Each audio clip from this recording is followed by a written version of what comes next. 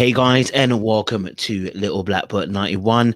I am here once again with the US Taskforce talking about Married at First Sight. It was D-Day. Sorry, I should say Decision Day because certain people don't like that on the show.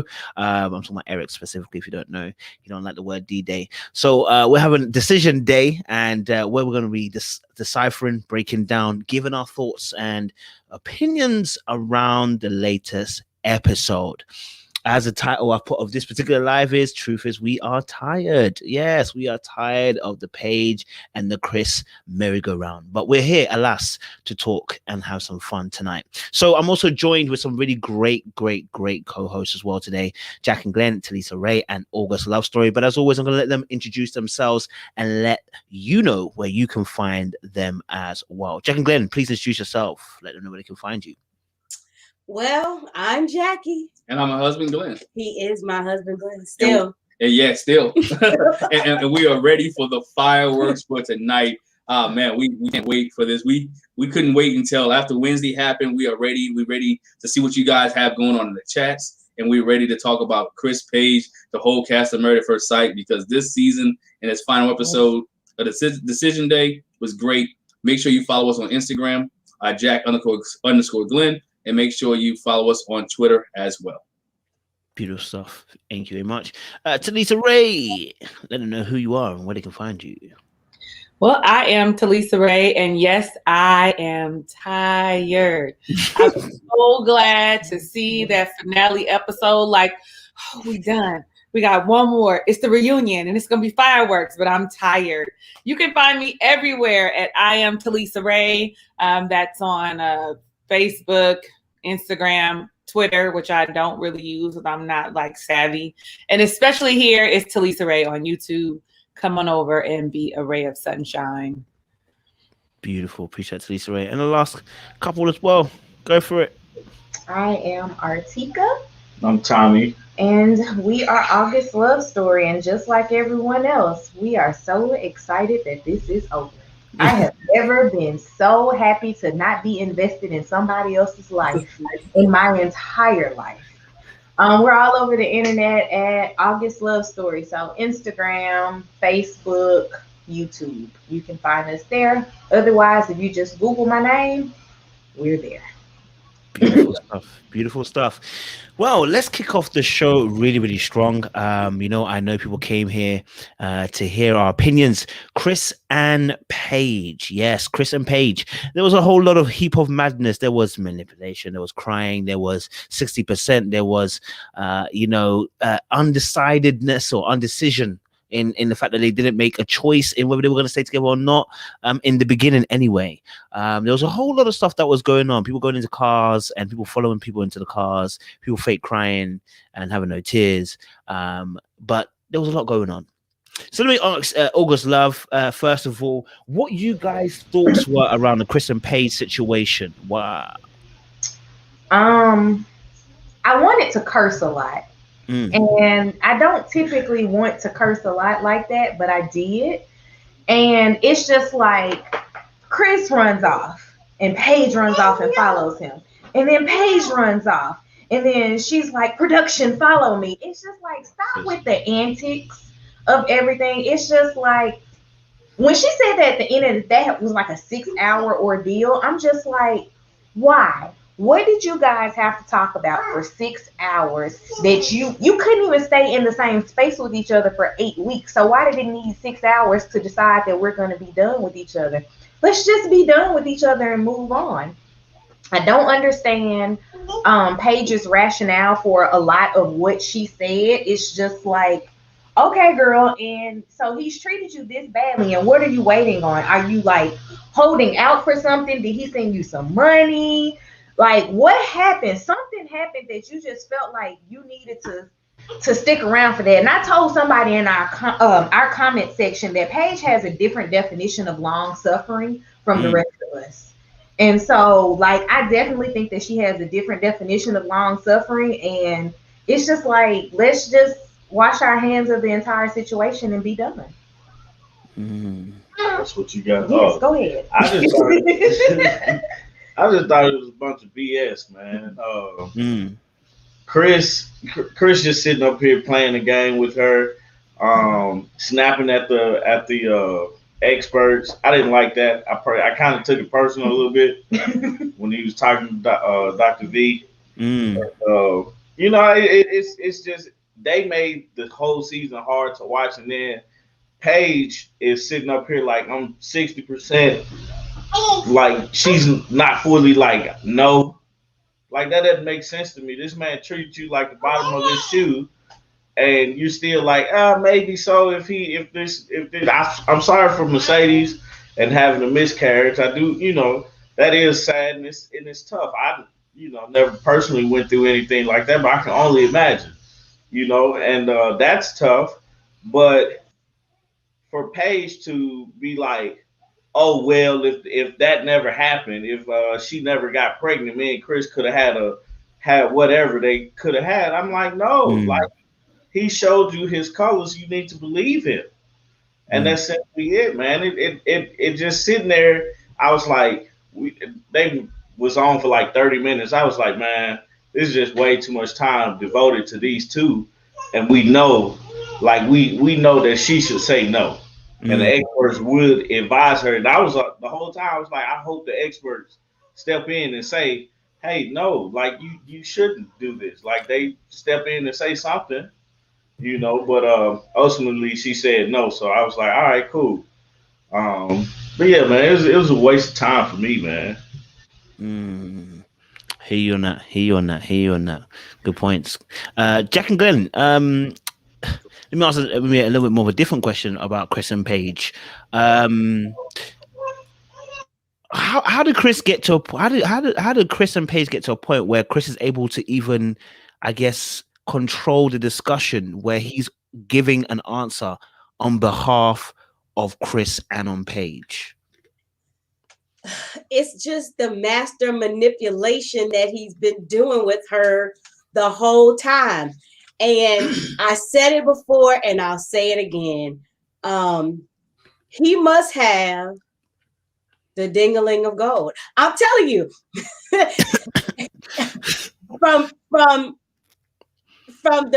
But before when they had sex, I believe there probably was some sneaking and creeping in between there.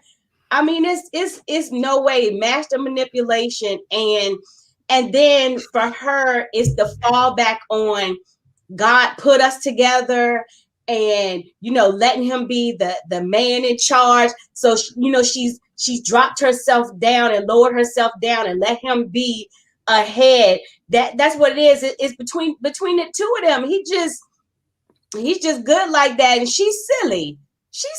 I was just like, why, Paige? Just like I told y'all, if she saw what he said to Pastor Cal before they came to decision day, there is no way on God's green earth she would have flip-flopped. Man, let me call me. He all but call her UGLY. You ain't got no alibi. You ugly. and she thinking about maybe trying. Are you serious? To the point where he can speak for them?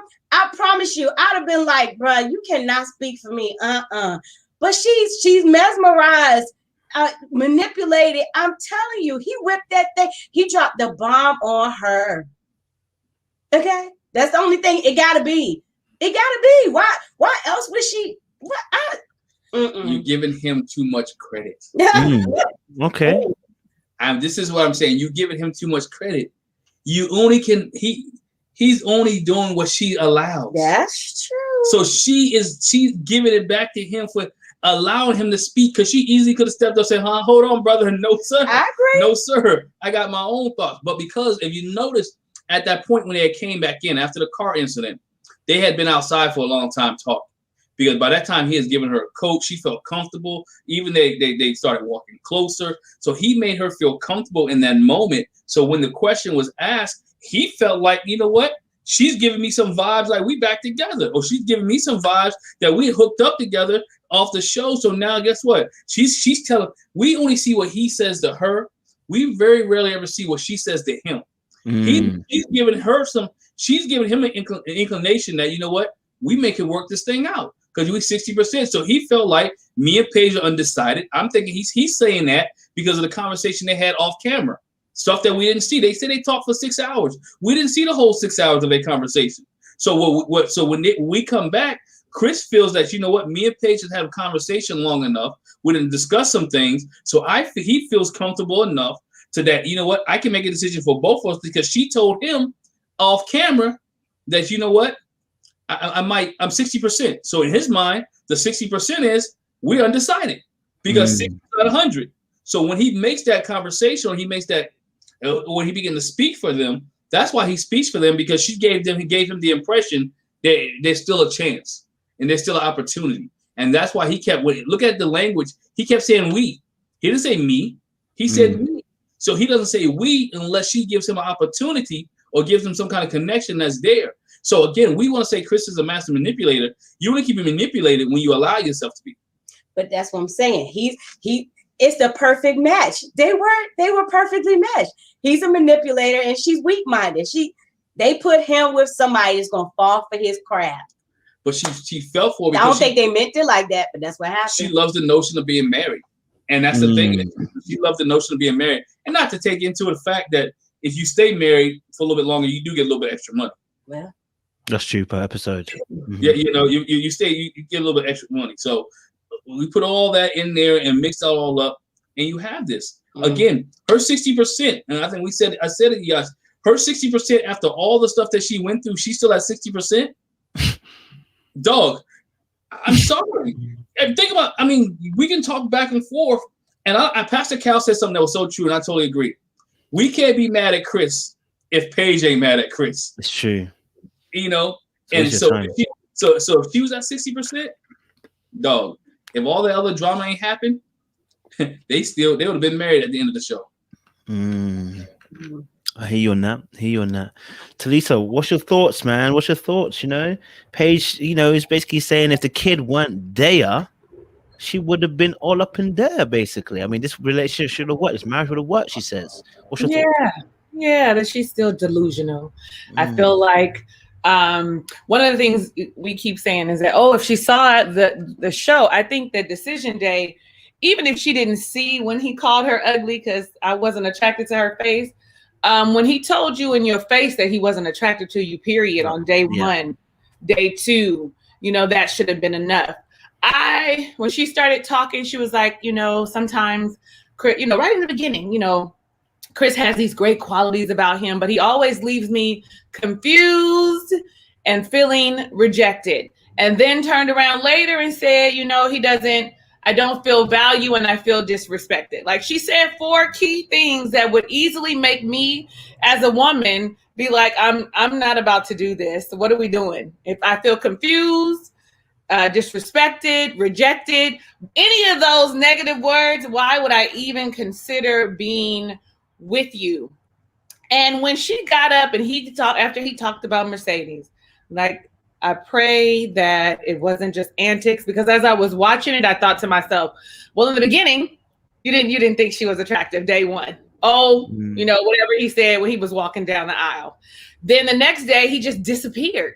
So when he disappeared, did he call Mercedes and was like, hey, yo, I know we're not cool. I need to get out of this. Help me out. Like, my mind started going to, were y'all playing? Like, you didn't really want to be in this? Like, day one, you were gone for 3 hours. And then now you're back and, you know, she had a miscarriage. And, you know, I really hope that I don't hope that that's true, but I hope that they aren't lying to us, right? I hope it's not some dishonesty, it's some ploy for him and his ego. And when as I watched him use his manipulation tactics on her, and she said, you know, I understand why we were put together. And he was like, why? Like, in the middle of her like little speech, it was like he was like, okay, I got her. She's gonna say all these great things about me. I got her. Then I don't know. I was just really like, Artika, I wanted to curse. I do curse, so I was probably cursing when she ran after him. I thought, what? That's not your man. What in the FUCK are you doing and why? And then when they got to the car, she was like, I just want to make sure that your mental health is okay. So I was like, okay, maybe you about to clown him but no, whatever he said to you in that car, No, that's not what it was. And then when you got back in there and you guys sat down and he started speaking for y'all, and I thought, I know you lying. I know you lying. Okay, let me get up and walk away. And then she comes back and she's like, well, I choose me, blah, blah, blah. You know, the whole thing that she does. And then goes with the people and tell them I was 60%. Everybody was looking at her like you had lost your damn mind. Everybody was looking at what's wrong with you. Everybody was wondering what's wrong with your mental health and your mental stability. And I'm really looking forward to see what she says next week, or they say it's a 2-part reunion. So I guess that's 2 more episodes, but I'm really looking forward to see what she says, because I'm going to be honest with y'all. If she says that they working it out, I thought I saw her say something about some counseling. If I see any inclination, I am not going to hold back on what I think. You know, normally I'm all like, I'm for, all Black women should be loved the way that we need to be loved. No, because she doesn't know what that. I'm going to really go in on her horribly, so much so they might send me something to be like, take that down off my YouTube page. So I just really, really, really, really hope she really is watching this and then really saw that he thought she was ugly and unattractive and sees that he didn't value her, didn't respect her. So my fingers and eyes and toes are crossed that I won't have to be so mean next week, because I'm going to be mean next week. I promise you I'm going to be mean next week. It's going to be like she having the out-of-body experience, me, because it's a disappointment to see her just continuously, she's really doing this to herself. She was like, I got here and I knew what I was going to say already. Yep. So then say what you were going to say already. Go with what you feel. And then just see Pastor Cal was like, come on, be responsible, man. Like, because he knew you called her ugly. And then he sat there with you for probably a longer period of time listening to you degrade her, belittle her. So he was like, come on, man, you playing a game. Let's not do that. And then Dr. Viviana, I swear, like she was going to jump out her seat. I think she wanted to jump out her seat and shake her and him.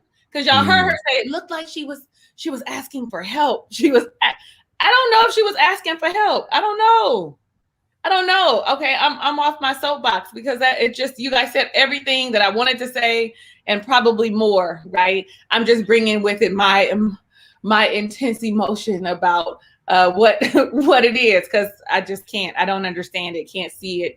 Don't know why you would do it. I would never do it, ever, and I mean ever. Right? Some people say, don't say never. No, never. I never want to feel that way, ever. I don't ever want to not value myself enough to allow someone else to infiltrate my mind, my body, my spirit, and maybe they got some kind of soul bond, some soul connection, what's that? Soul tie. Maybe they got some kind of soul tie and she don't know how to break it. I don't know, but she needs to figure it out. Oh, okay. One last thing. So him being a ex-pastor or whatever, I'm like, maybe he did a little juju on her or something that she can't break. What is we doing? Like, what did you do? Did you use the Bible and do some hoodoo? What did you do? What did you do to her to make her be so stupid? The end. I'm over it. I hear. Let me ask, I guess, a question then. Because obviously the key part, I think, well, I guess some people did highlight this. If you're on Reddit, I'm usually on Reddit and stuff, so I watched one of the threads they'd be putting up in there. I think a lot of people were a little bit annoyed with Paige at a point when she almost got excited about the miscarriage situation. I think it was less about the actual miscarriage, more about the fact she was getting excited about the fact that the child being gone means now there's opportunity for her and Chris to kind of make a way. So I don't know if you want to ask anybody, just wanted to jump on that and kind of just expand on that little part there in terms of what they felt or what they saw when obviously Paige was obviously getting a bit excited about the fact that, old boys now no longer having this baby situation. They're going to be together forever. You know what I'm saying? Like the infinity thing that they had. I don't know if anyone wants to talk to that. August, if you want to go? Yeah, that bothers me, man. Like, you don't, even, it's like you don't kick a person when they're down. You know what I'm saying? It's like you're getting excited over trash. Like you don't get excited over Chris. Chris has treated you bad. And then you're getting excited because of another female has had a miscarriage, if it's true or not. She has lost a child, you know, and that's a sad occasion, man. You don't celebrate that at all. Some people, you know, they celebrate the life of the could have been life of the child, but don't celebrate that they lost the child, and don't get excited about that. That's nothing to get excited about. Your situation, like, even if everybody comes to you and are apologizing because you're put in this position, like, they know they made a mistake. You know what I'm saying? Like, it was a bad marriage. It was a bad choice. I don't think neither one of them should have been chosen to be on the show. But yeah, man, that it was just really sad. Like, you could see the excitement a little bit. Oh man, if this didn't happen, me and Chris could have did X, Y, and Z. No, he would have been the same person, because he told you from the get-go he didn't like you. And it wasn't he didn't like your attitude towards life. He didn't like the way you looked.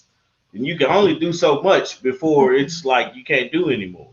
You know, so did you have anything?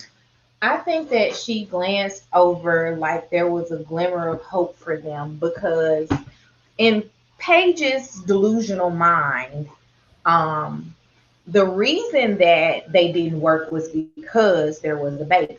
He said, I want to work out things with the mother of my child. That's what she heard, which is what he did say. Yeah. But his actions, and he also said, I don't like you, you're not attractive. So she heard one without listening to the other. Because both of those things can be true. I can want to work out my relationship with the mother of my child, and I can also think that you're not an attractive person. I think that she missed the mark on not listening to the attractive part of it. And I mean, that could be the vanity within self, because if somebody basically called me ugly, I know I'm not ugly, so I don't understand what your problem is with not seeing the beauty in me. So maybe she didn't take that, and she took it with a grain of salt, as he's confused, he's scared, he's trying to work things out with the mother of his child, and she wasn't taking it for face value of what he said. And I think that that's where the problem lies, with what she heard and what she interpreted from it all. Points. Yep. Sometimes you're hearing this. No, it's not. You're hearing sometimes it's a bit skew. You understand? She's hearing what she wants to hear. Makes points. Makes sense. All right. Jack and Glenn, let me ask you a separate question, different question. The Chris's behavior. So obviously Chris at the beginning was showing that I've changed, I've been renewed, you know what I'm saying? I've gone into baptism water, I've come out a different man, you know what I'm saying? Like he was coming out like a born again believer, you know what I'm saying, the way he changed. And then it happened again when Dr. Viviana said, I'm not comfortable with this. He said, I don't give a like that. That's where the old Chris that we know came right out the batch. What was your kind of thoughts in terms of Chris's Jekyll and Hyde behavior on the show? I've always said it, and I said it since day one. A double-minded man is unstable in all his ways, right? He tried to give you the Christian former pastor type Chris, but it's just like anything else. When it hits that wound and you ain't really delivered from that, it brings it back up again. You can't hide. He couldn't hide it. He couldn't keep it under wraps. He's not that great of an actor. He couldn't play that game. And so when that spirit felt that type of way, it rose up, and you can see it rise up in him. He doesn't like to be challenged. Anything that challenges him, or anything that challenges his authority or makes him feel less than it is. Again, when you look what he did it to Dr. Viviana. I wanted to see Pastor Cal rise up. And when Pastor Cal ever talks to him like a man, you very rarely ever see that rise up in Chris throughout the show. And so what I believe is, and he may not even do it intentionally or know that he's doing it, he rises up against women. And so he doesn't rise up against dudes. Think about when his boys called him out, right? You did with your friends call you out. You didn't say nothing to Pastor Dwight there. You waited till you got on Instagram, social media, and all that stuff, and you called this man a clown, posting pictures, this, that, and the other. You had an opportunity to call him out right then and there. What you do? He shut his mouth, instead played on his phone, didn't say anything, right? So again, that spirit realizes that he tried to find somebody who's weak. The way that he treated Paige, he thinks she's a weaker vessel, and she allowed him to do that. You manipulate who you think you can, and you talk too crazy who you think you could talk crazy to, right? And so that's what he did. you know, with the act, I do think some of his apologies and stuff was genuine. I think there's a good side. There is a good man in there. I believe he was raised right. I believe he knows which way to do what is right to do, but he just can't do right all the time.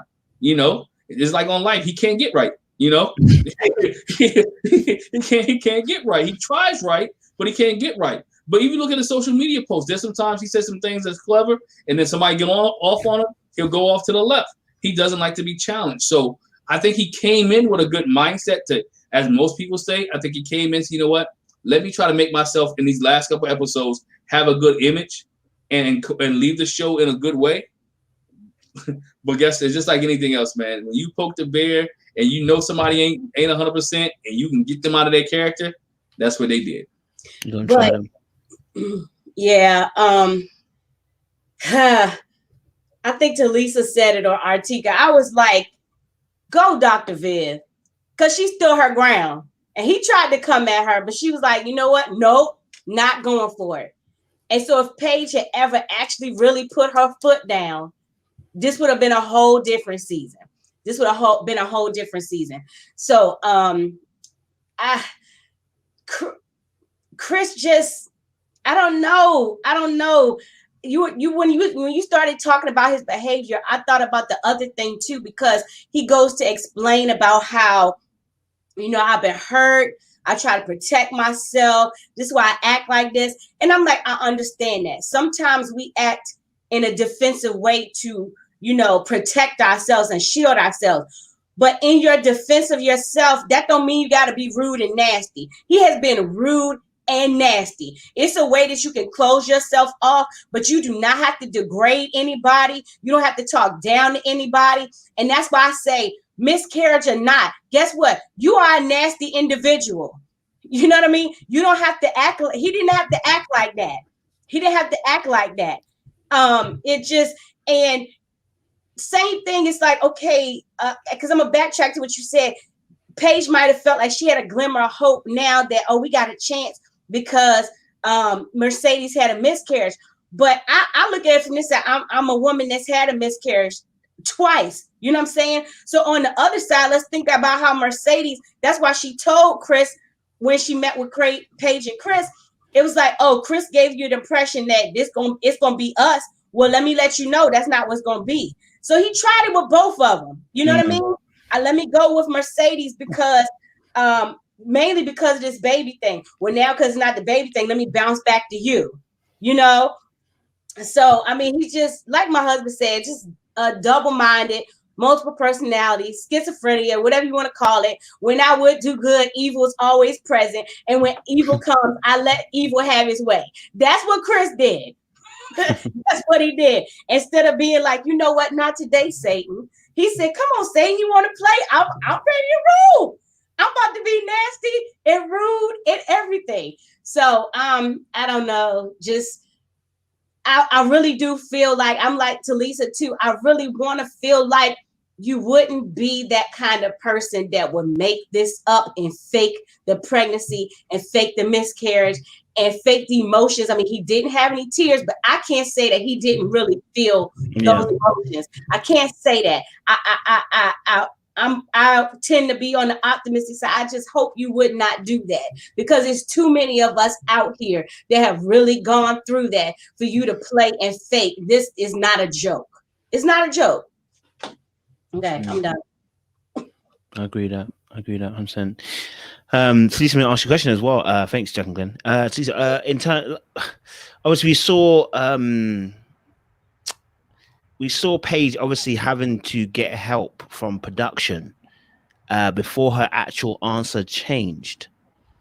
What was your thoughts around that particular scene where, you know, Paige is undecided and then she needs a bit of time, and then when she finally talks to production, it seems this time round, unlike the the scene where they were at the restaurant, you know, then, you know, we see Paige now changing her mind and saying no, she can't be with him. Although we saw them later on, you know, when they were doing the whole meet up with everybody, kind of walking off together at the very end. What was your kind of thoughts in the scene where production had to get involved? Well, I just, I just thought this is so dramatic and so extra, and she feels so overwhelmed and she's crying. I just don't know what to do. You know, producers, they normally kind of feed into that. I was glad to hear the woman say, whoever the producers were for her, or whoever they were that was her camera's crew, or say to her, well, what was your decision when you walked in? Like, stick with your decision when you came in. Like, what, like, knowing that this would be the best decision. I thought that it was, I thought it was sad, right? I thought it really hurt me, like, to see you be in turmoil for someone who really doesn't care about you. And it was like extra. And did you really need the time? It makes me think like like Glenn said, what were y'all talking about for so long in the car? That would make you think that you would be, that your decision would change, because it's not anything that you talked about in that first 30 minutes or hour that you guys sat with the experts. It's when you were alone in the car. And I believe he asked her to take her mic off. I remember hearing that. I think I heard that. I might be delusional because he was always asking her to take his mic off. But my whole thing is, what were you guys talking about that would make you come in and be so torn with your decision about getting a divorce? The man wanted a divorce. You said you chose you. You said you don't feel like, you were valued or of worth with him. He didn't respect you. So I was just confused at why you would be so emotionally torn and hurt and confused. And this is so overwhelming. Like, I'm not, where was his spirit jumping on, whatever that spirit was that he was carrying? Did it jump on you, to make you feel, like, oh, I should, because that's a thing. That whole spirit transfer thing is a thing. I don't care what nobody say, it's a thing. And so now you look like you're double-minded, right? You look like you're double-minded, and you look like you have mental health issues. You look like now it's you, like whatever he had, whatever he did in there, and whatever scripture he spoke to you when he was doing hoodoo in that car is what stuck on you. I promise. I don't know. I'm just saying, y'all, listen. She probably said something and made, that makes sense. Manipulated God's word, and she didn't listen to her own spirit and hear God's voice for herself and believed whatever he was telling her. So I was disappointed. I was sad. I thought it was unnecessary. I didn't understand why you felt so, like, why were you so emotionally torn and overwhelmed sitting in there? It was ridiculous. I would say that I thought, it was a setup. Like, we were like, they said, go run off. I done a little couple TV things and they ask you to repeat this, or can you do it like this? So, you, in some respects, you could think, maybe they told her. No, that was all paid. That was all her and her theatrics of, let me, I ain't gonna say exploit, because she really believes that God put them together, that they were meant to be, that this situation was meant, or God brought them together for whatever reason, for whatever lesson that they needed to learn. Like, she really believes that. So I really think that her values are off. Like, I don't know. I didn't like it. I was uncomfortable. I was sad for her. My heart was broke, like I would be for any other Black woman who is in a situation that they can't seem to let go of. Right? I was a little, that's just really what it is. And that's how I feel about her. Like, it's looking at a little sister and you want to be like, just sit down, come sit down with me. Let's have a conversation. My mother once told me, because I think it was JJ said, every woman plays a fool, has done this in their lifetime. I have, but not to this extreme. My mother said to me at one point, she said, I didn't know if you were going to come out of this, so I was going to lock you in the closet and let you stay there until whatever it was wore off. Like, so it is a thing, it's a thing, but you're not going to tell me all these things about me that you don't like, or that you're not attracted to me and I'm going to stay. Because that wasn't what it was for me. But I had my blinders, rose-colored glasses, right? So it's a thing, but no, somebody needed to lock her in the closet and just stay here until the season's over. I hear that. Good points. I like that. Okay. Let's move on. We've talked about Chris and Paige. Obviously, there was another couple, I guess, a bit more happy ending. We had Brie and Vincent, where Vincent got himself a cheesecake instead of the ring. I mean, I'm just saying the cheesecake ain't a ring. I'm just, I hope he's listening, because I know he heard one part of it. Cheesecake she likes, but she also likes a ring, sir. So please. But what do we think about Brie and Vincent? We knew they were gonna probably stay. We knew they were gonna stay together. They did stay together. I'm not gonna lie to you. We've had a good laugh the last few days about the whole tie thing, because it looked like the tie was choking his neck and it was too tight around him. Like I just felt for him. I felt like, yo, bro, like this tie is a little tight for you, bro. Just a little tight. You know what I'm saying? You're gonna feel uncomfortable. But anyway, that's beside the point. What was your guys' thoughts on Brie and Vincent? Jack and Glenn, talk to me. What was your thoughts on Brie and Vincent? I love them. I mean, I've said that the whole time. I love them. We knew they were gonna say yes. Cheesecake is not a ring, but it is one of my favorite desserts as well. So, I mean, it would have been the way to my heart. But I would have brought the ring, not the cheesecake. Yeah, you would have brought both, because I would have brought both. I would have brought both. He would have brought both. The only thing that I was like, I didn't really care for when they were talking and sharing, I felt like in that space, that was the first time Vincent called Brianna rude. Her behavior rude. When he said, "Oh, it's rude," I was like, "Wait, bro, sir, you didn't never say it like that before. You said she was bossy. You didn't really like it, but for him to call it rude, I was like, no, not right here. Don't do that right here, and don't tell me something you never said before." But I mean, they got past it. So I'm glad they said. And even though, I didn't even look at his tie. I just looked at the rest of his outfit, and I feel like, I don't want to jump ahead, but I feel like most of the people came to decision day. They came to slay, except for Virginia. But I'll talk about that later.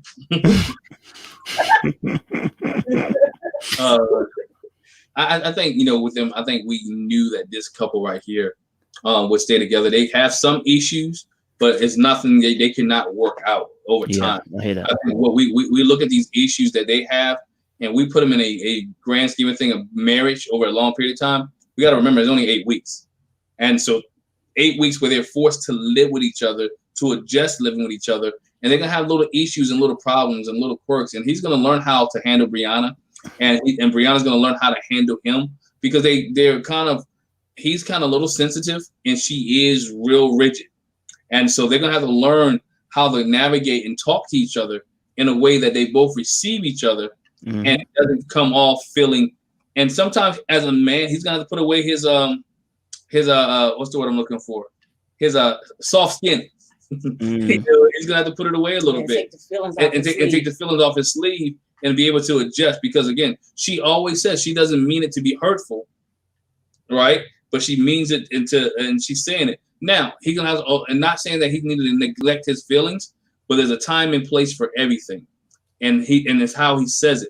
Yes, he wants her to watch his feelings, and I'm not saying he shouldn't want her to watch his feelings or say things correctly, but there's a place how to address it when him and Brianna are having these dinners or having these conversations.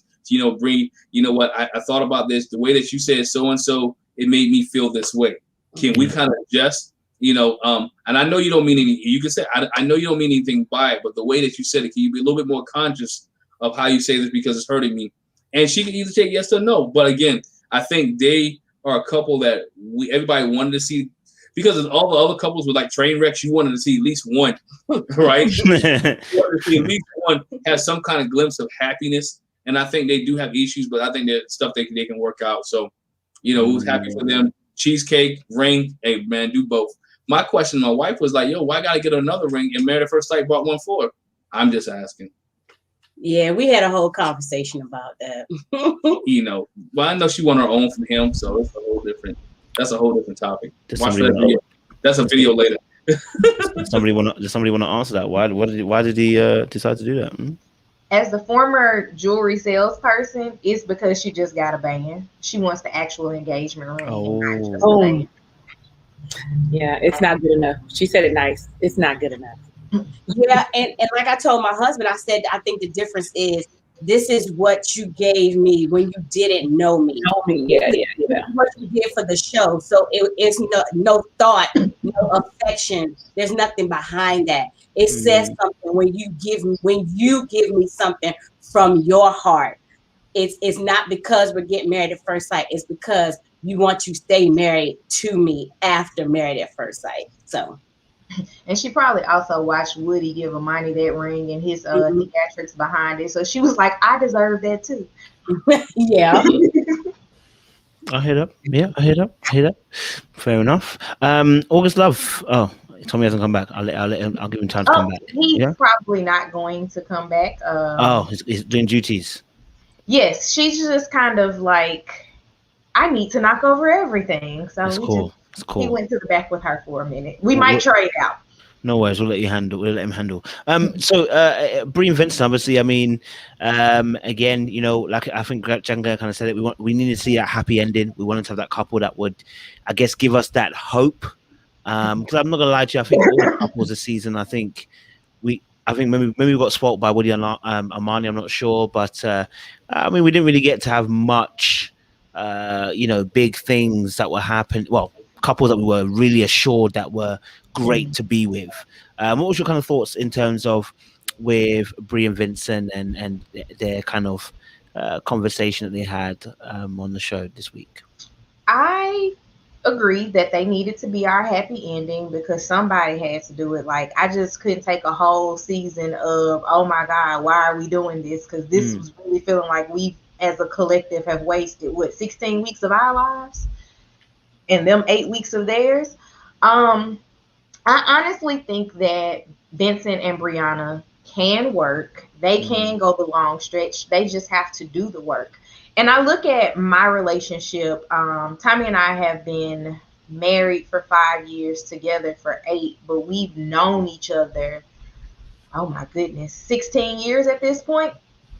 And we're still learning ways of saying things to each other and about situations to make it so that it's not just respectful for the other person, but it's a way of being concerned about their feelings.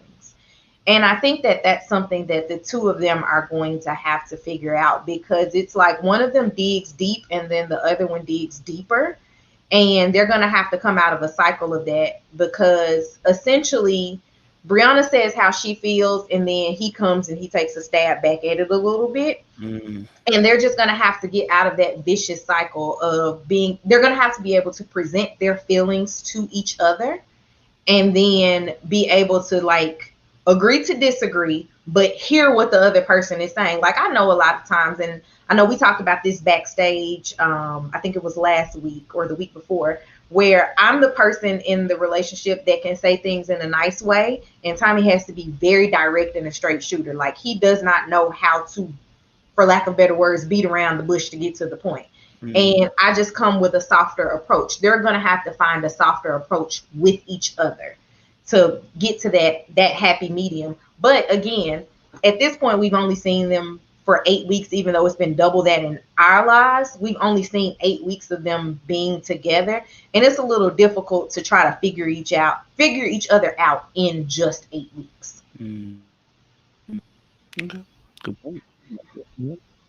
Hear that? Delisa. Thank you, love. Talk to us, man. Brie Vincent, happy ending. You know, we can all go home, I guess, watching them. We can all go home after watching them with a little bit of peace in our heart. But what's your kind of thoughts on Brie and Vincent? I know Vinny did do a number. I mean, he in fact, both of them did a number, because even her monologue, she was kind of, you know, I don't know if I want to call it shade, but there was some shots that were loosely fired, even in her monologue. And then obviously, I guess when they got in front of the experts, he also fired a few back. What was your kind of thoughts on Brie and Vincent? I think, like everybody else, I think that they can work. But I think as soon as they leave here, that they should definitely go get marriage counseling so they can work through those issues that they have and figure out how do we work together so that we can coexist and have a healthy, happy, loving, successful relationship. However, the first thing about his suit, I'm not a man, but I know when I wear like a suit jacket, right? And you sit down, if it's buttoned when you're standing up, when you sit down, do you not unbutton it? That way it does not, you're not as uncomfortable. Even if the suit fits, I always see men unbutton the suit jacket when they sit down for more, more room to breathe. This esophagus helps it to contract up and down. With it constricted like that, you're going to have a hard time, and maybe there isn't enough oxygen getting to his brain or something. And so that's why what we see is him being rude. He said that she's rude, but in all actuality, he's as equally as rude. He does not mince words with her. He does not go around the bush with her. He is straight and direct. The problem with him is that he does not like that she is straight and direct. He wants to be the one to have that straight shooter, straightforward, assertive personality, and not his wife. He wants her to be very demure, more meek than the Bible says. Like, he really wants her to sit down and be quiet. Let me run the show. They all say, the family said in the beginning about when he's just going to go off and do it and come back and tell you that he did it. Right. So that's the making of someone who wants you to let me lead with you having no say in what's happening. And that is not what Brianna or who Brianna is. But on the flip side, I don't want to let her off the hook. I didn't join y'all last week, but she said it again this week about her being direct and assertive, and her tone is who she is, and I can't change it, and he's going to accept me for who I am. Okay, listen, like Artika said, there's a way that we can say everything. Nobody's asking you to change your characteristics, your beliefs, but we are asking you to change your approach. Maybe the way you say something versus you're unorganized, right? Even though I didn't think she said that in a specific way. Instead of saying you're unorganized, oh, I see you might need some help. Do you want me to help you organize this? Can I help you because I'm good at this? It's a different approach for someone who is not quite used to your sharp edge. Once they get used to your sharp edge and they realize who you are, honestly, you're probably going to automatically curve that, because that's something that could benefit you anyway in all your relationships. The way you talk to me is important.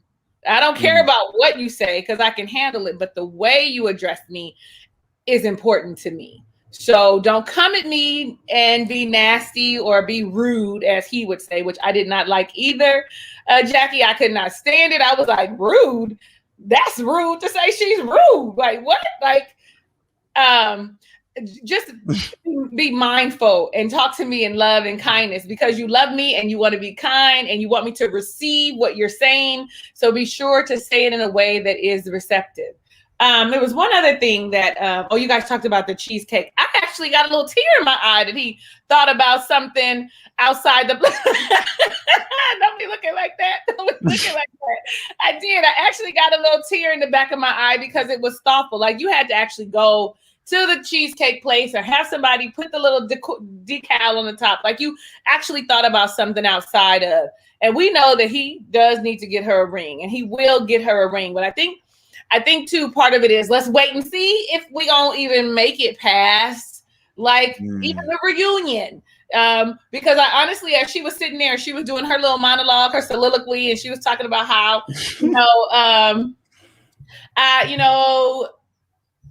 I'm better with you or whatever. When he, I was looking at him like he has no expression on his face. Oh my God, after he left, it was nice knowing you. Made me feel like, was it nice knowing you? Like, he had no expression, but I was like, yeah, no, that's probably not. He's probably going to say yes anyway. And okay, one last thing. When he said, you make me whole, I thought to myself, well, that's a problem for me. Because you need to come into a relationship as a whole person. You need to be fully yourself to come in. Two whole people need to come into a relationship. It's not two halves that make a whole. I'm whole and I know who I am and what direction I'm going and my personality. And, I know what I want. You should know that too. Don't go get some counseling so that you guys can have a successful relationship, so that we can see you on couples cam, seeing that you guys work your issues out or whatever. Because I might watch one episode when they first come on, and then I don't watch no more couples cam. That'd be it. I just want to see, like, are y'all still together or nah? So, so I think that's it for me. They're gonna work. If they do the work, they're gonna work. If they don't do the work, then it's gonna be a very toxic, unhealthy relationship. Of the pettiness, back and forth. You take a jab, I'm gonna take a jab. I'm gonna hurt you more, I'm gonna hurt you more. I'm leaving, like, it's gonna be too much. So they just definitely have to do the work. I hear that. I mean, to be honest, Brie and Vincent, they're a little bit. I don't know. I think they'll make it through. I think that I don't see there's too many problems. I think both of them are sensitive. To be honest, every time I see them, both of them are sensitive. And it's just that Brie's more direct than Vincent. When Vincent decides to shoot, it means that the tank is full. That's usually why Vincent is shooting. But yeah, I think they're gonna make it, and I guess they had to give us this happy couple, make it seem like they're amazing. Because we had, like I said, last season we were spoilt. We were spoilt with Woody and Amani. Who's the other couple? I put the white couple. I'll get them too. Amelia and Bennett. That's it, me and Bennett. So it was, and they were really compatible. So I think we've been a little bit spoiled, and I guess kind of seeing Brie and Vincent's been like, all right, it's all right. You know what I mean? So yeah, I hear your points. Hopefully he will get her the ring and not just a cheesecake. Next couple I want to talk about. Eric and Virginia. Yeah.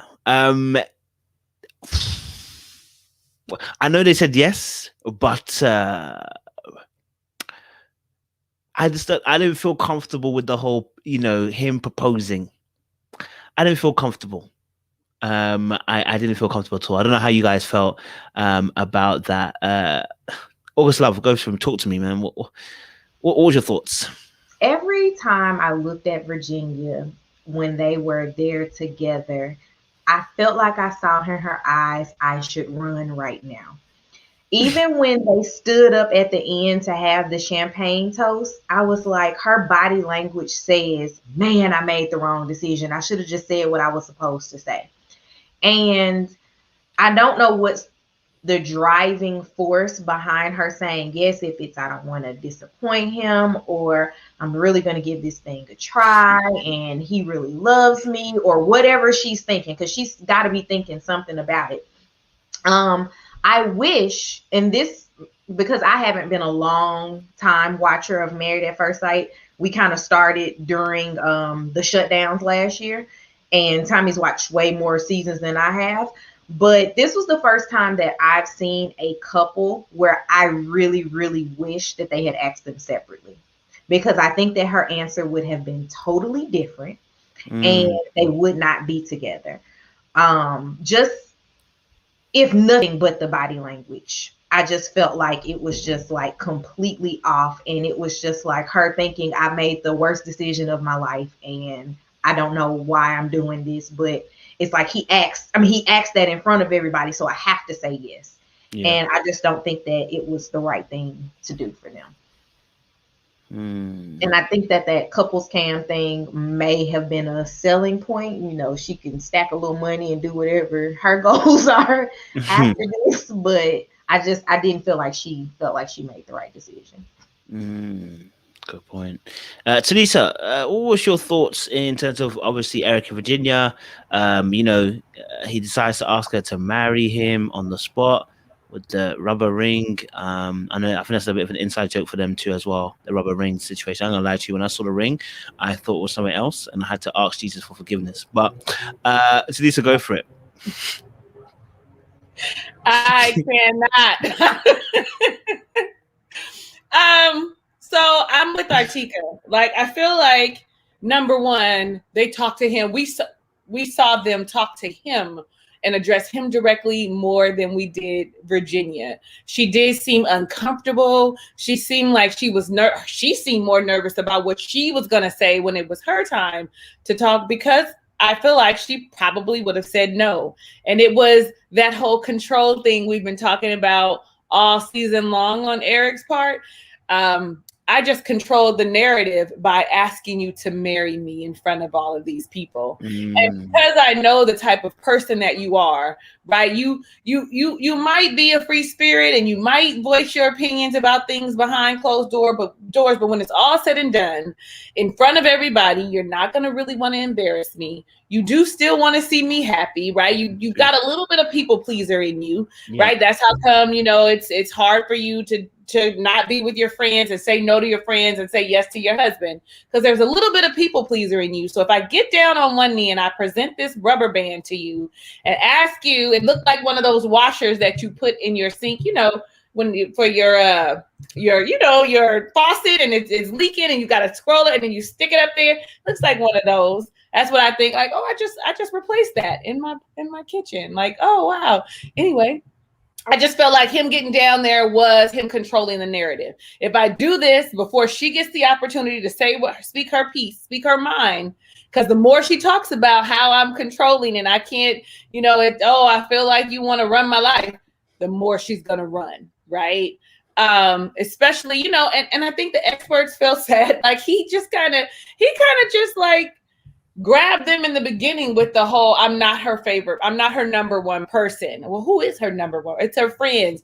It was sort of like, I'm putting this guilt trip on you in front of the experts. And then on top of that, I'm going to say, I asked her dad, for her hand. Like all of that to me was a form of manipulation and control so that you aren't able to say that you really don't think that this is what you want. Because last week, I felt that she was not going to say yes. I felt like she said, when she kept saying, I'm not going to do something that's not going to be beneficial or happy or whatever the words was that she used last week. For me, that kept feeling, because she said it more than one time, it felt like a major no. But as we can see, she just went ahead and said, yes, I really feel like when we see them on the reunion, that they're not going to be together. She needs to, if she didn't learn anything else from Paige, she needs to learn from the Paige and Chris situation. She needs to learn that you do what's best for you. Like, don't consider someone else.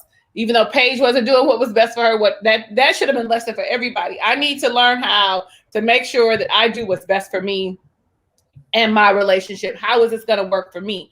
So it was a little cringy, as the kids would say, as my son would say, that's cringy, mom, or whatever they say. I don't know. I'm hearing you. Big things. Yeah, you're making some good points as well. I think the control, especially the control aspect, I think that's what I guess alarmed a lot of us watching that as well. So I think with Eric and Virginia, every time I see them, I'm just thinking to myself, girl, I hope she's sober when she's making this decision. Like, because that, like, honestly, like, and I think to Atika's point as well here, like, they should ask them separately. In fact, I think they should be asking couples, especially ones that are kind of rocky. Yeah, they've had a history of rockiness. I think they should be asking them separately, just to see if they're actually going to say the same answer. Jack and Glenn, talk to us. What was your sentiment with Eric and Virginia and their decision to kind of stay together? I agree. The first thing I thought was, we didn't get to hear Virginia's whole little monologue. Before she could say her piece, he cut her off. And that was a setup. It was like, before she goes down that path to try to convince herself otherwise and present her case to the experts, let me cut her off at the pass. I was like, I looked right at my husband. I was like, but she didn't get to say anything. I said I was going to say it before. She didn't look convincing coming in. I was like, usually when it comes to decision day, from the onset, I look at everything from the beginning. Usually when it comes to decision day, like I said, these people, they come to slay. Virginia didn't even look like she was into, she was dressed, not that she was dressed bad, but she just wasn't dressed up. Everybody else came in there dressed up, and she just came dressed. Like she came business casual. Everybody else was dressed up. So she was dressed like she didn't know, she wasn't confident about what she was going to say. She came dressed like, this is not a celebrate. He's not going to be happy when I say that Mr. Brown this is not a celebrate. That's how she came dressed. She came dressed like modestly, like, but she could have also been dressed like that because she's ready to be a MAGA wife. I mean, you never know. I thought he picked her outfit out. Okay, I thought he might have picked her outfit out. He might have. That might be something his mom would wear. Let me get ready to put you in the Mrs. Lake. This is what the Mrs. Lakes do. This is how Mrs. Lakes dress. But yeah, and I can appreciate the sentiment of him asking her father, you know, can I ask? But I feel like all of that was some, you know, just to know, you know, to push her back to say, these are all the reasons you should say yes. I know what your mind is telling you. Mm-hmm. I know what your heart is telling you. But look at all this. Look what I went through. Look. Yeah, but you know, my thing is too, we knew Eric didn't want to be divorced again. So he was going to do anything he could to stay married to this young lady. All right. Now, we don't even know. She might have had a couple of drinks that morning coming or whenever they came into the thing, you know, just to ease her mind, to calm, and to settle her down. I do think that she did give a response. I just think they didn't show it to us. Mm-hmm. I think she did give a monologue. They just didn't show it because, again, the climax is TV, right? The climax of the thing is he said yes, so she gonna say yes as well, right? Mm-hmm. And we don't know, truth be told, and you know, just hypothetically, we don't know. Editing, she might have went first, right? But they just showed us Eric because they knew how it was gonna end. That's true. You know, so we're, you know, so I don't know which way it is now. Should they be married? They got bigger issues. I don't know how they can do on couples cam because who's living where, right? That's a film with separate locations. Yeah, where they living at, right? Did she actually give in and move to the condo? Mm-hmm. Did he actually sell the condo? I'm like, Talisa, I didn't watch this season couple cam, but I might watch that one just to see how they are navigating through their mess because it's gonna be mess. Because she was adamant about, I'm not living in your condo. If Rocky can't come and the two cats can't come, then we're not gonna do it, right? So I figured after the reunion, they had to stay together in order for them to do couples camp. Mm. I'm just gonna put that one out there. But are they for sure on there? Because when I've seen pictures of the couples and I didn't see their picture. I did see Brianna and Vincent. Well, they advertised them, so they might be on for one season. They might get divorced while they're on couples camp and make for good TV. Just be on. It'll be the first couple to do so. I mean, I'm just so. Do I think Eric has some manipulative ways? He very does. He does. He has a lot of. He manipulates her. She has some issues that she need to get over. Yes, she has a lot, and they need somebody who needs counseling after they say I do, and after 8 weeks, they should have went straight to a retreat or resort with a whole bunch of counselors and have some things worked out. They got the age difference, they got the different backgrounds from being different sides of the tracks, they got different political issues, they got different financial issues, so they have different financial views. So if you look at all that, those are the recipes that destroy marriage. Mm-hmm. Yeah. Mm-hmm. Those are the recipes that destroy. Think about it. They got different views on finances, which destroy marriages. Different views on politics, which destroy marriages. Different views on kids, which destroy marriages. They got 3 out of 4, and they decided to stay married. Yeah, it's not lasting. I don't know. They might have 4 out of 4 because you know that infidelity thing, and she always want to sleep on somebody's couch. So I don't know. She wants to sleep on somebody's couch, and she don't like being alone. And that's the thing that he got. That's the thing that the reason they still married, because he knows that she doesn't want to be alone and he can always be there. He's the most consistent thing in her life. And that's bad. It's only been 8 weeks. No, Rocky is. Well, Rocky is. But Rocky get can't it right. Rocky can't talk or drink with her. Or buy her drinks. I don't know. She might give her dog alcohol. I wouldn't put it in that water bowl. Yeah. But explain that's why he's so wild. That's why he's so wild. Explain why Rocky's just like her, right? Rocky be sipping too. Gracious king. Someone's put here. Go back to what Glenn said about that couples cam. It's just going to be a whole lot of Virginia saying Eric's out of town, and this is what I'm doing. That's what her whole couples cam is going to be.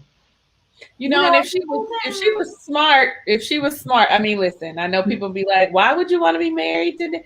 I would be so in love with those 15 days a month that you're away. Like, hello, anybody who's ever been married, no, you need a little time. Like, you getting on my nerves. Let me miss you a little bit. Like, and that's how my dad's schedule was growing up. My dad was a fireman. He wasn't a pilot, but he worked a day, off the day, worked a day, off a day. Then he had 3 consecutive days off, and then it was back on the cycle again. So he would be at work 24 full hours and then off 24 full hours. It worked out. Like, my mom, when they were together, had no complaints about his schedule. Yeah. I mean, it's for somebody like me who likes their autonomy and to be by themselves, it would work perfectly because I can't stand right up under me all the time. Eric would have got on my nerves a long time ago. I would have been called I hear that. He's a bit too much. He's overbearing. He's controlling. So he's too much for anybody. To be honest, I think they're accident waiting to happen. To be honest, if I'm honest with you, I had hope for them at the beginning of the season. I did. If everything else happened, but I think just with her resistance and him wanting to push more boundaries, I think eventually they're going to clash, and this could end in flames very, very quickly. Could be a messy divorce. What about obviously our other resident couples? We had Ryan and we had Ryan and Clara. Sure.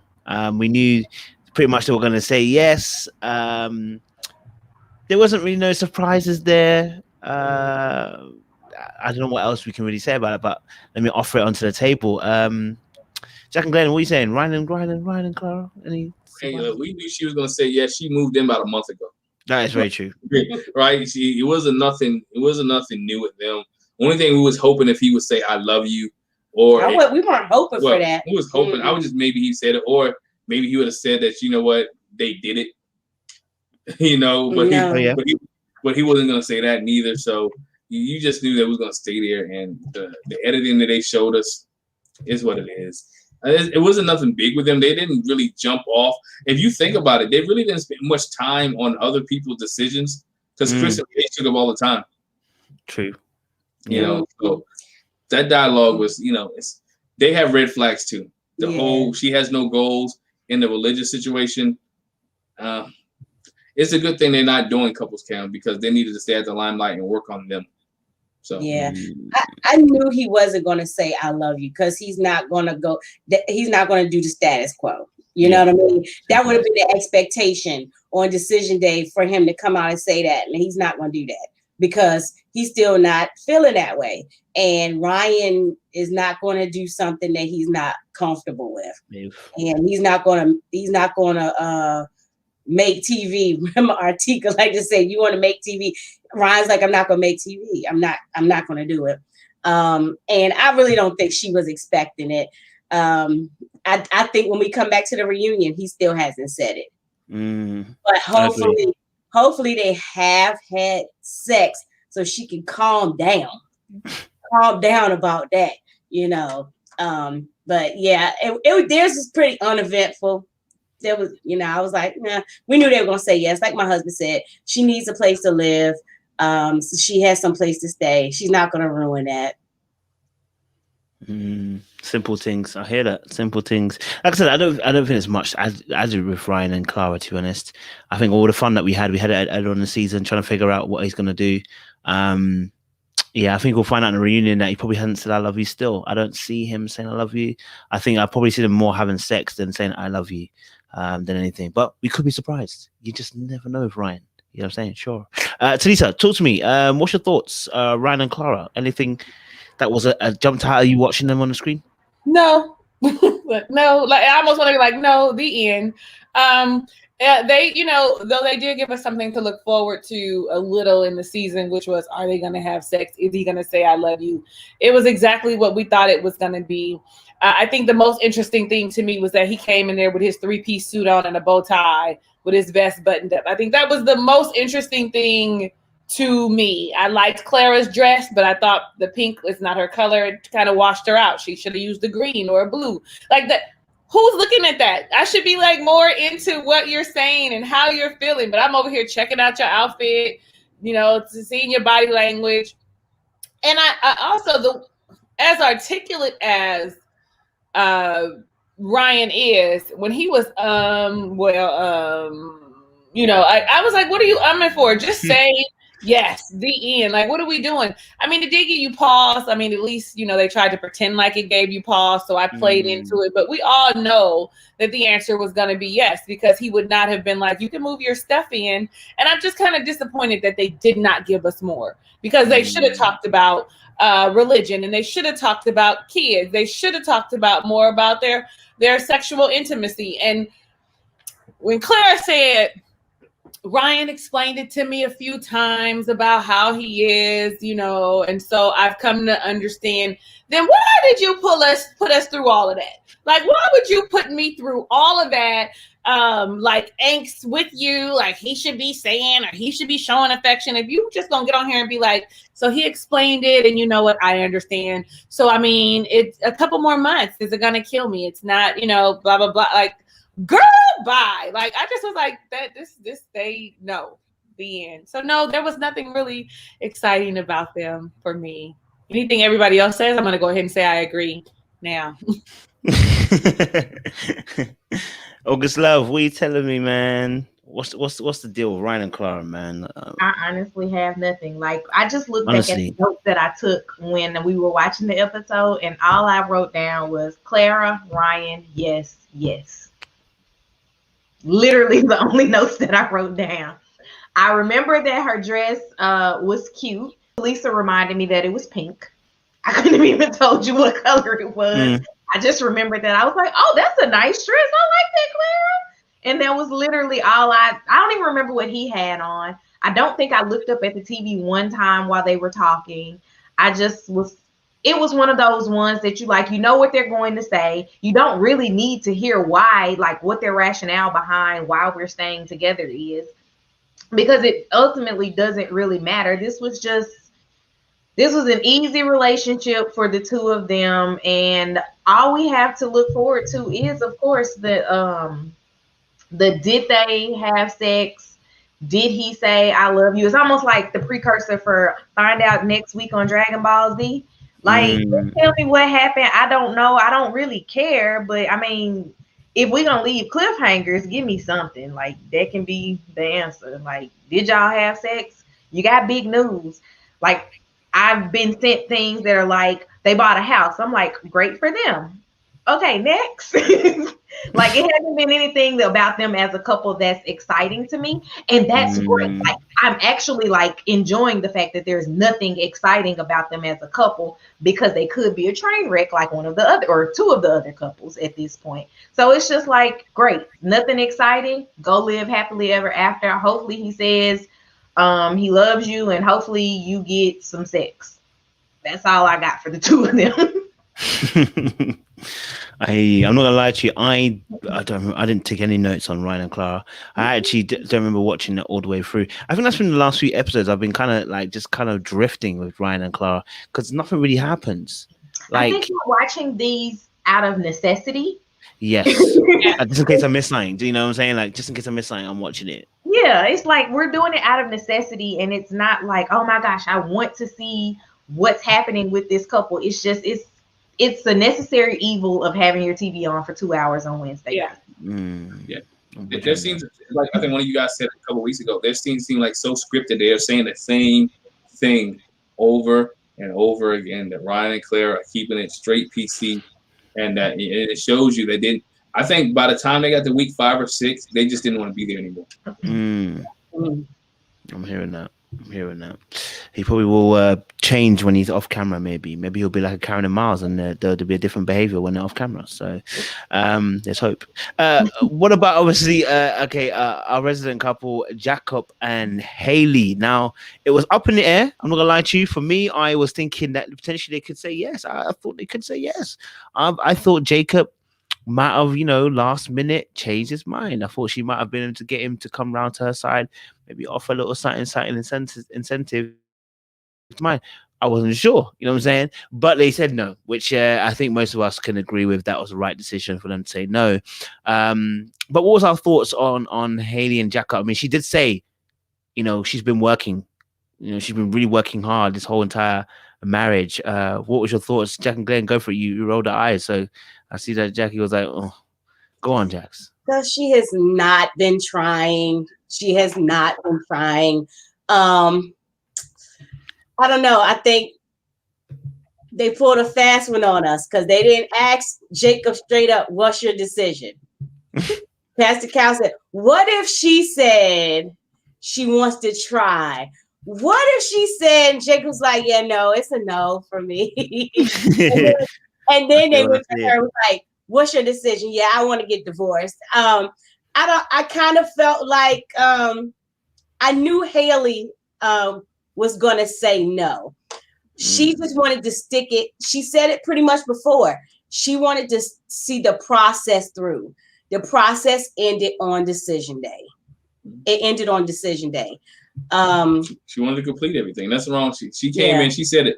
My mama told me if you start something, always complete. So she had that in her just to be able to complete. I think Haley was checked out ever since he called her a liar. And when he called her a liar, and they had that big blow up in Vegas, she was done. Now, granted, she might have been downstairs with a whole bunch of other people, might have lied to him and left him out. There's some rumors that she was hugged up with somebody else a couple to the wedding. I don't know. But I do know that when he called her a liar, it triggered something in her like, you know what? I don't really like this dude.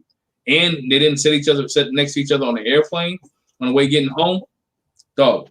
Yeah, that really was like, for both of them, that was a very, it was a thing that set them apart even more. And Jacob's excuse, and I can say excuse, when Jacob said, I'm trying to do what her family told me to do, and give her Haley time. And give her Haley time and give her space, which is great, right? But you got to realize when it's not working. And then you have to try to reel it back in. And then what Haley should have said, this is what they talked a lot. She never told, it seemed like he never heard that answer before until that day, like it wasn't working. So what did y'all actually talk about? Their stuff was so superficial that they never wanted to work on any of the issues or the problems that they had. And she could have said, you know what? I don't like when you're so distant and you're away from me. Please, if you want me to be closer to you, then you need to draw closer to me so we can have this. And let's leave this attraction thing alone. And let's try to work on us getting closer together or me feeling comfortable with you. And he should have been like, what do you need me to do to make you feel comfortable? I knew it. I knew what time it was, though, anyway, when they walked in and they were not even cordial to each other. You could have at least been cordial. Hey, how you doing? Shake a hand, fist bump or something. They didn't even. I obviously didn't expect them to hug because they went through that whole conversation. I'd rather hug a stranger, basically. But I was like, dang, like they wasn't even like, hey, how you doing? What's up? Haley was on a mission. She was like, I'm getting ready to end this right now. End game. Okay, she said when she sat down, today's a great day because she already knew what answer she was gonna give. She already knew the answer. So she said today was a great day because she knew she would say no and be separated from him. Good points. Talisa, talk to me, man. Like, what was your thoughts on Jacob and Haley obviously saying no? Haley thinking that she was working. Jacob not learning anything again. Like, sometimes I think he's petting her. Sometimes it goes a bit too far for me. I don't know. What's your thoughts? I think that I think in the grand scheme of things, they made the perfect decision to say no. I never even got the feeling that either of them would say yes. And like Glenn said, when they asked, how are you doing today? And she was like, I'm doing great. I was like, oh yeah, she's here for, you want to be petty? I'm going to be petty with you. I also agree that they had a conversation on the couch. They spoke differently, like we're honest about what it was that their tactic was. And I honestly believe that Jacob, he doesn't really understand the dynamics of how relationships work. And that's why he's by himself and he's feel like this is his last hoorah. Because that's something that you would say to Haley when you're having these conversations. You would say, well, you know what, they gave me this piece of advice and they know you better than me. So I was just trying to do X, Y, and Z. And then whatever it was that she said, because she said things that he didn't, didn't know or didn't understand or something. But the dynamic of them talking on the conversation, on the couch, was better than it was than we saw all season because they actually had some kind of dialogue about something, even though it was negative. I was like, come on, Jacob, with your jeans and your shirt and your tie and your suit jacket with your cowboy boots or whatever the boots was. I was like, stay true to form. Like, you don't like the way I dress. So today I'm giving it all to you in one full package. I'm giving it all to you. Okay. Like I did like Haley's clothes. Look, you see me? What am I talking about? Their clothes again. I liked her little cocktail dress that she had on. It was super cute. But I really think that they made the right decision. And when Pastor Cal was being petty, when he asked Jacob, if Haley said that she wanted to continue today, what would you say? Hell to the no. Like, Why would you even? Like, he was just being petty, and she just had to make sure that everybody understood that I didn't want to stay with him either. It's a no for me too, because I would be just staying for the sake of staying or wanting to be married if I stayed. So they were, though a train wreck, they were probably one of my favorite couples to watch. Even though they were boring, they were petty AF. So I enjoyed that about them. That was they were who I'd be looking for. Like, what Jacob gonna say today? How he gonna push her button today? Because you knew they wasn't going nowhere. Mm-hmm. And you said, I think you said, Glenn, that he checked, or maybe I read that in the comments. I'm not sure. One of y'all said he checked out at week 4. Okay. Mm-hmm. He did. He checked out when he found out that she wasn't giving up any more of her goodness and mercy. Okay. When he found that out, she was like, I'm done. I keep trying to get you to get back in here with me, but you're not with it. So there it is. Good points. Yep. I'm hearing you. I mean, to be honest, they are polar opposites. I think polar opposites. I think he's socially awkward a little bit. And I think obviously she was expecting someone to be a bit more socially conscious and aware, and maybe a bit more better. Yeah, dress better. You know what I mean? And I actually, that part of her complaints, I totally get it. You know what I mean? So I didn't think it was so bad though. Like, I didn't think. I mean, but then again, like, listen, what are you looking like that for? And it may be because of my age. Like, I didn't think it was so bad, because I want to look like you look like that. That's great. So that when I get dressed, I look like the star. Okay, that's my ego talking. But nevertheless, you know what I'm saying? I make you look good. You and your jeans and cowboy, don't be looking like that. Coach, don't look at me. I'm just saying, he was dressed like he was going for a Zoom meeting. That's what he was dressed like. He always be dressing like one half is great, the other half is like, where's it going? This whole casual smart look, it's too much for me. Choose one. Like, it. Do you know what I mean? Like, he takes smart casual to the extreme. Yeah, that's not smart casual. He's done one half as smart and the other half as casual. That's not smart casual.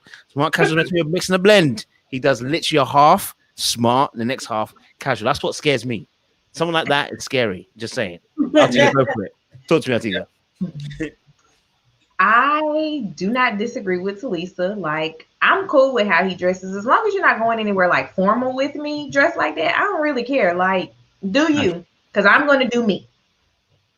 But, that part is what it is. Now, I will say that I wrote myself a note while Glenn was talking, and you guys said that he checked out during week 4.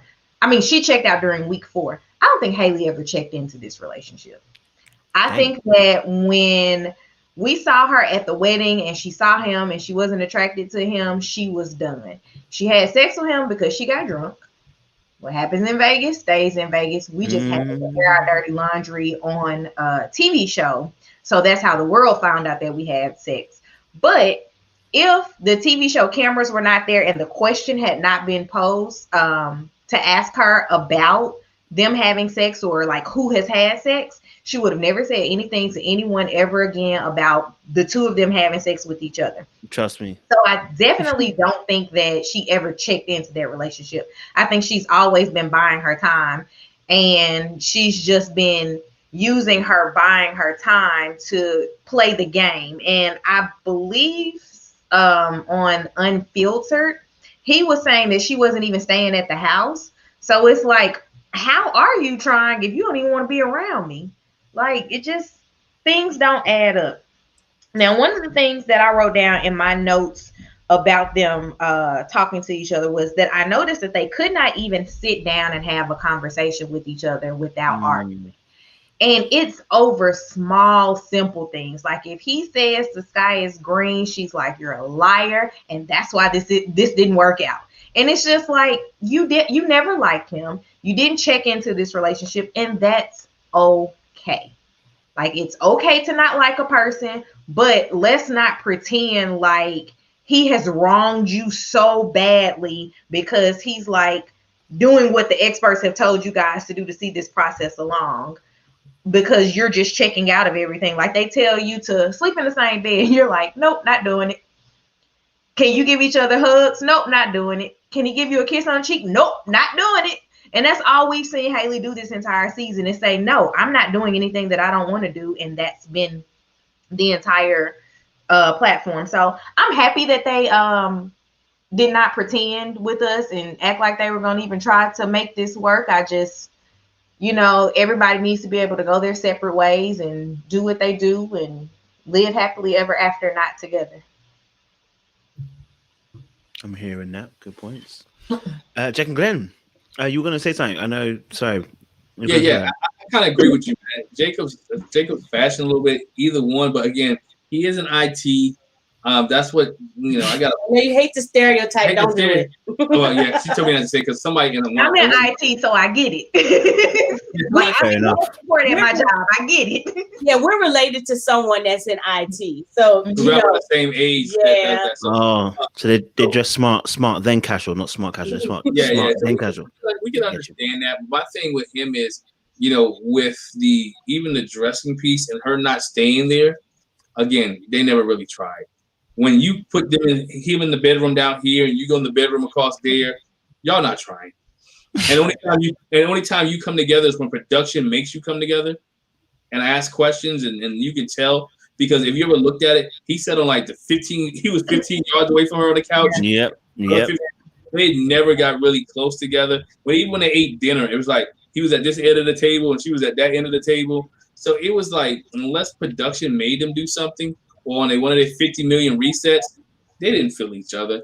They really didn't. He couldn't get past the fact that she didn't think he was attractive, and realized, and then he forgot that he had much more to offer than him being attractive. Yeah. And that's what, and he couldn't get past that, and she couldn't get past the fact. Again, he called her a liar. The sex was trash.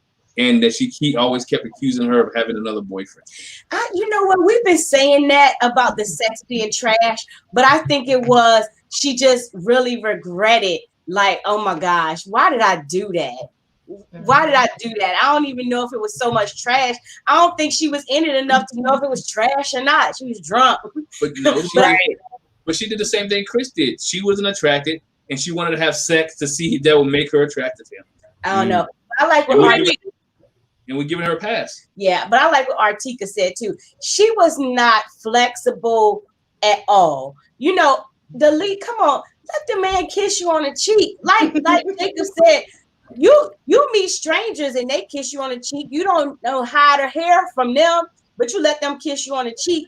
I'm like, try this. Nope, not gonna do it. And she said she gave the lip service to Dr. Viviana. She was like, yeah, I'll try. She never did it. I'm like, that's the least. Come on, man. Get that man that. He should have got the spirit of Troy and kissed her on the cheek anyway.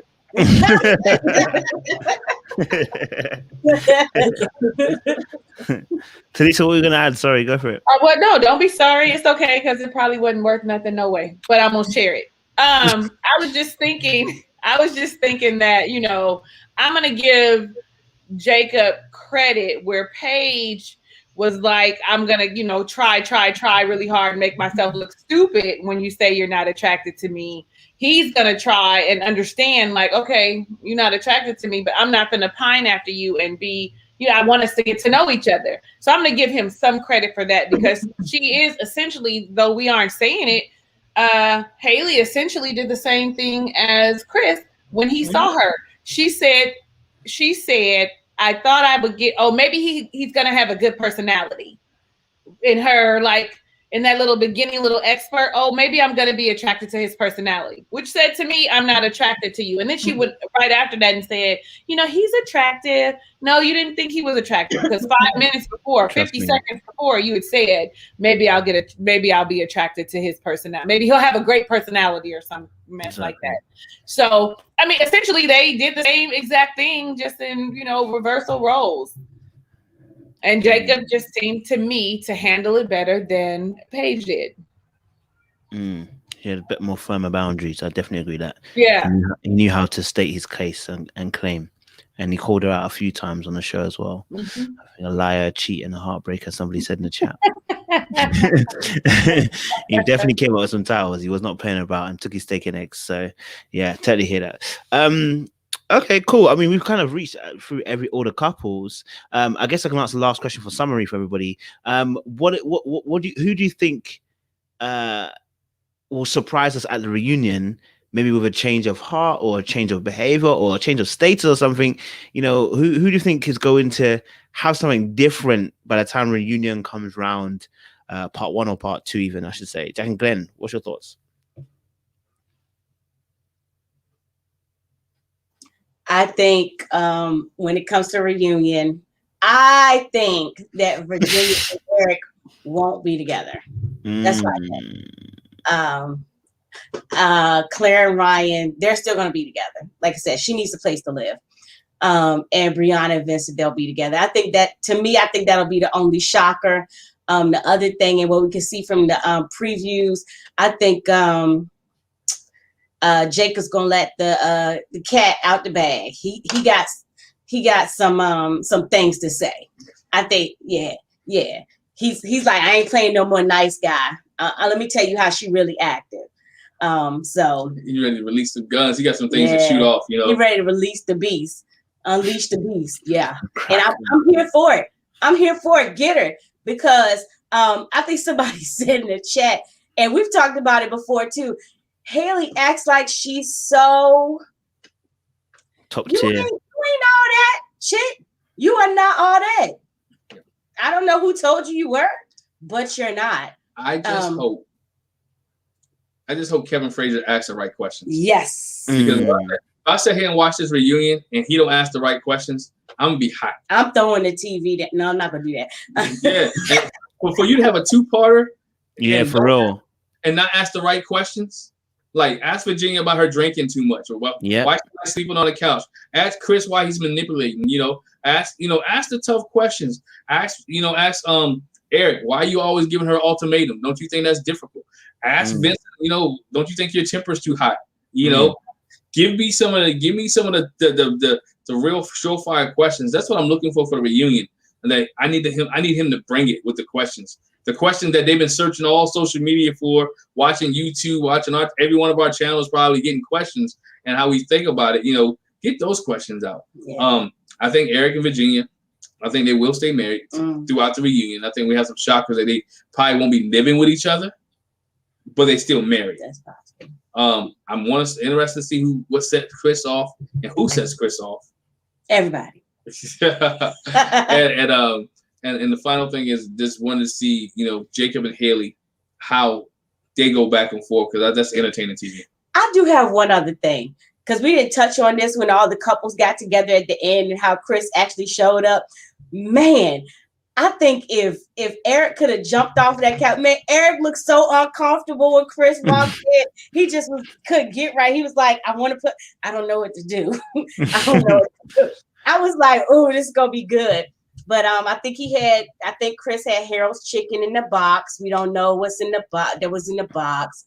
But I thought that whole get together at the end, it was something. I appreciated Chris and Eric's little kumbaya moment. I appreciate that. But again, here goes Paige. I'm proud of you. I'm so proud of you. You done good. You done good. She's always in this corner, always. And she's always going to be there with him. She's that sucker. Yeah, no mind. I hear that. Like it, like the little roundup, Talisa, give us your roundup. What do you think in the next reunion? What do you think? What do you think is going to happen? Do you think he's going to stay together? He's not going to be together.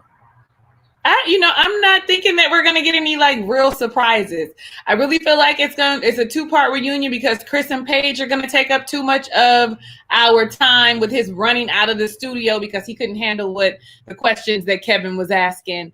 Kevin is messy. Okay, so I feel like he's gonna ask as much leeway that they're going to give him. He's going to push the line because Kevin is low-key messy and wants to know the same thing that we want to know. If he's not watching all season, he watches in succession really quick because he wants to know the same things that we want to know. And I think that too, they do give him questions, right? But I think that he also infers and adds stuff. So I look at it, at the reunion every year, and I be thinking, oh, you're messy, but I'm here for it. Give me all of it, please. Ask all the questions that make them uncomfortable and upset them, and set them off. but I don't see like any. I see maybe Ryan and Clara saying, you know, we slept together and we have a new dog. Miska has a baby brother or something. I don't know. Like, I don't think, you know, any real shocker. Well, the reason I say it's not a shocker is because the things that we know already is the things that they're going to share. Like the things that we've seen and now that they see for themselves, I think that they're going to share. So for me, it's going to be like, and I'm here for Jacob and Haley. I'm here for the back and forth because that's what they do. Even though it's unhealthy, it's one last good time go round for me. I actually do like how they did. I don't know, do they do that every year? Whole conversation in my head without sharing with you guys. How they separated the women. You know, do they do that every year? Right. I do like that. Like they're like, okay, so the women are going to have a safe space to kind of have a conversation, and maybe we'll get more of some of the more candid conversations. I'm looking forward to see how that works. I'm going to see, you know, Brianna and Vincent are just going to be like, yeah, we're working through it. Things are great. She's working on being not so aggressive and rude. Like that, you know, like that's going to be it. You know, yeah. I'm not really expecting any shockers, but I'm here for them and we'll be excited. And I'm really just hoping that Paige, because then I thought I heard them say we're going to couples counseling. I thought that's what I heard in one of those little snippets, and I'm all like, I hope to God not. And who's counseling you? Who? And were they watching the show? Did you say watch the show before you counsel us so that they could really know what you're getting counseling on? Like, I digress. I hear you though. I hear you. Atiga, you're the last to go, but not the least. Talk to us. The answer to Lisa's question, Chris is pastor in Chicago. It's gonna be who counseling them. Nobody wants that. I am most excited with this reunion to see Eagle versus Dragon. That's literally it.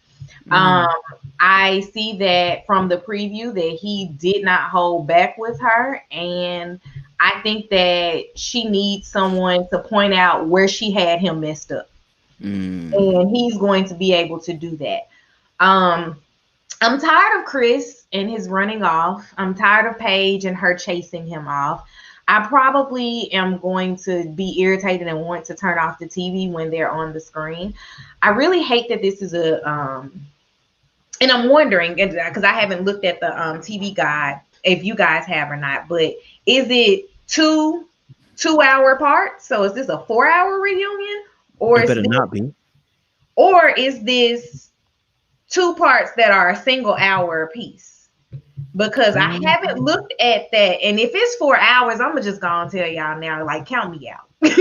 I'm going to half watch it, and I'm probably going to look at the TV screen like, can't do it. But I'm tired of the Chris and Paige show. I really want that to go ahead and be done. If they're going to ruin each other's lives, then go ahead and ruin each other's lives. I can't say that Chris is ruining her life because she's a willing participant. So do you, boo. But yeah, most excited for Eagle versus Dragon. That's the thing that I'm waiting to see the most. I'm with you. Yeah, guys. Someone said part 1 is 3 hours. They must have. Ain't nobody got time for that. Oh no! I'm guessing they're joking. I hope they're joking. They're probably See you on Sunday. They're probably joking. DVR that bad boy fast. I don't know what they could be talking for 3 hours. Like, yo, there's not enough questions. There's not enough questions to ask for 3 hours. So maybe it'll be like a Unmatchables lead in, and that's part of it. Maybe like, that's what it is. One time they gave us it was shown as 3 full hours, but the last hour of it was technically Unmatchables. And maybe it's just all commercials. You know they like commercials. Like commercials. 3 hours, like commercials and awkward silences, and then showing us the last 45 seconds of the scene before we went on commercial. When we come back from commercial, yes, like we don't remember. I hope it's not that long, to be honest. It is Unmatchables included. So it says Atlanta Reunion Part 1 Unmatchables. Okay, so how long will the episode be then? 2 hours. I guess the episode is 2 hours. 2 hour. Let me check the following Wednesday. Sometimes they're doing. I think that's why the season's been so long. The episode, Yeah. the episodes are long, and you don't show us nothing. Yeah. Like that's why it's become so long this season, because you give us such long episodes and nothing's going on, nothing of any quality really going on. So it's like 3 hours or an hour and a half. It's like, I hear that if it's good quality content, but y'all be showing us like 45 minutes of Chris and Paige trauma, and it's like, yo, we're tired. So when I'm looking at the re-airs are showing it's just an hour a piece. Okay. So I'm hoping that it's just 2 1-hour episodes, and I might watch that. But if it's 2 hours, I ain't gonna be able to make that. That makes sense. That makes sense. Well, guys, thank you so much for joining us today. I want to make sure you guys as well do us a favor. Please make sure you subscribe to Jack and Glenn on YouTube, to Lisa Ray on YouTube, August Love Story on YouTube. They do great content as well. We want to support them and the great work that they're doing as well. So if you haven't already subscribed to their channel, run over there now, click like, share, subscribe, do all that fun jazz stuff, and support us creators. We want to bring more great content for you. We should be here next week for the reunion special. So, keep yourself posted, and listen, stay hydrated out there. Okay. All right. Because the streets are hot. All right. They're really, really hot.